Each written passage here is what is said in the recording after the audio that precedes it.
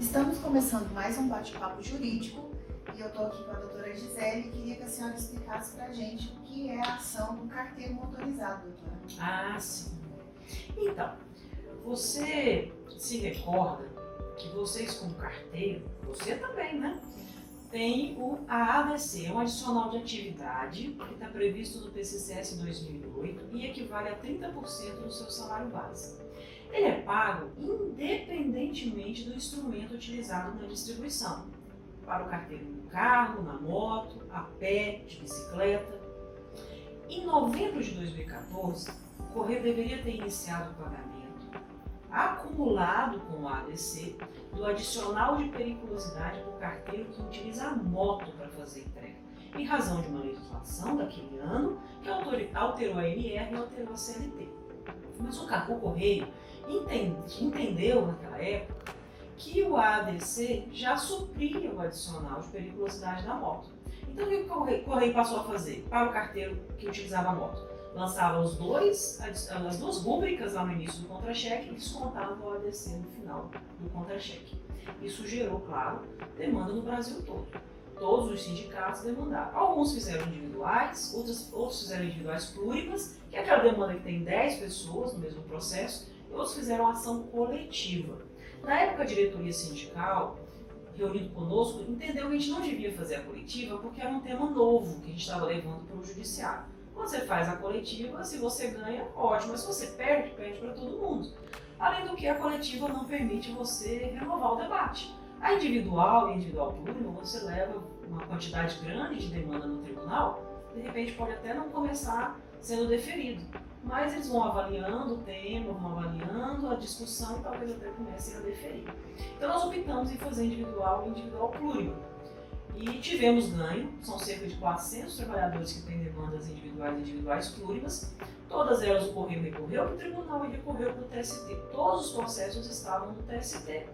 E lá foi julgado um incidente de recurso repetitivo. O que é isso? Todo o Brasil entrou com demanda, foi aquele volume de demanda para o TRT. Aí o TST falou assim, para lá, vamos tirar uma demanda, vamos utilizá-la como lead case, o caso amostra, né? E vamos decidir nesse processo para validar a decisão que será proferida em todos os outros, para uniformizar. Né? Então, todos os processos ficaram suspensos, o Brasil todo, enquanto se julgava um incidente de recurso repetitivo. E o TST então disse que sim, nós estávamos com a razão. As rúbricas têm natureza distinta. Uma é um adicional de atividade, outra é relacionada a perigo na entrega da moto. Então, eles devem ser pagos em conjunto com o carteiro motorizado. Do incidente de recurso repetitivo, o Correio está fazendo recurso. A federação, nesse período em que todos demandaram, percebeu que já havia uma jurisprudência sólida nos tribunais que permitia que ela também fizesse uma ação única, coletiva, que valesse para o Brasil todo.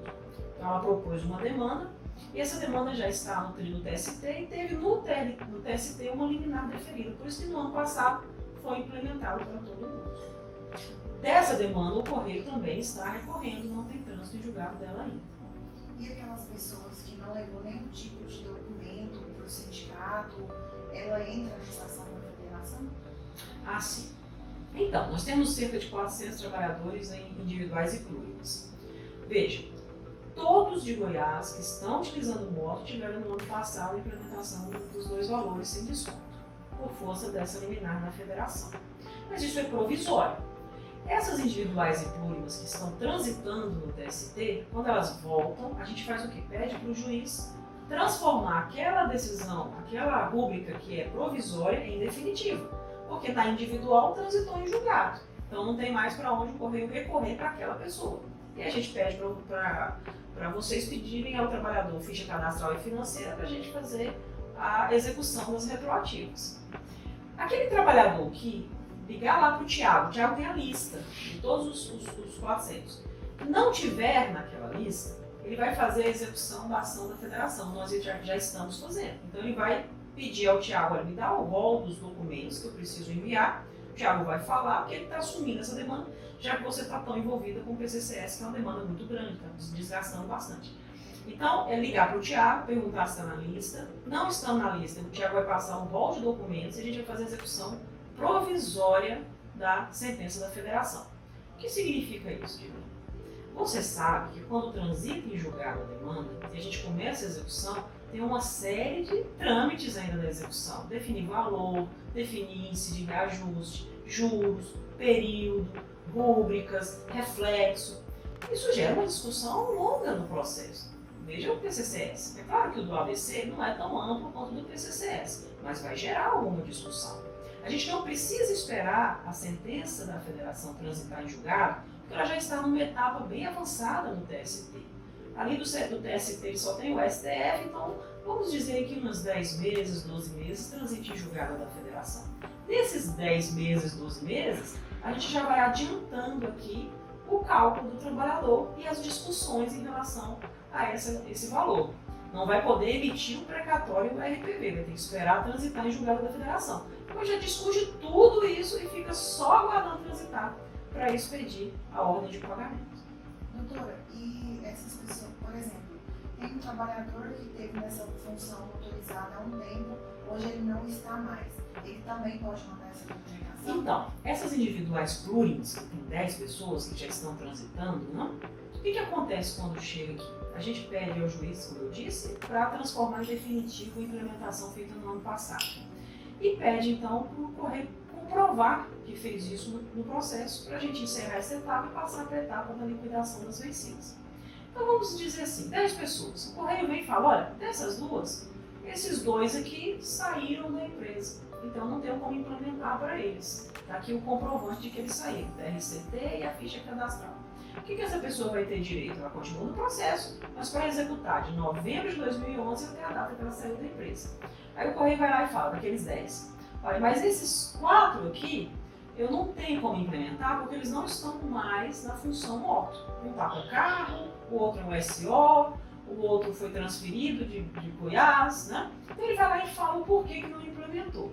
E esse também vai ter direito às vencidas todas, mas se eventualmente voltar a utilizar a moto para entrega, o Correio já está ciente que terá que pagar as 2 multas.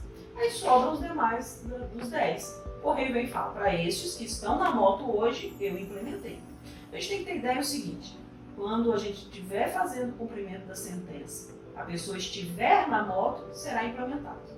Se ela estiver no cumprimento da sentença, não estiver na moto, não será implementado, mas quando ela vier a utilizar a moto, será implementado. E aquela pessoa que fica, sai, que é essa a sua pergunta.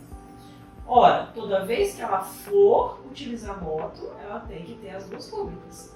E todas as vezes que ela já utilizou moto, ela vai poder cobrar do Correio, que é o que a gente chama de retroativos ou vencidos. Bom?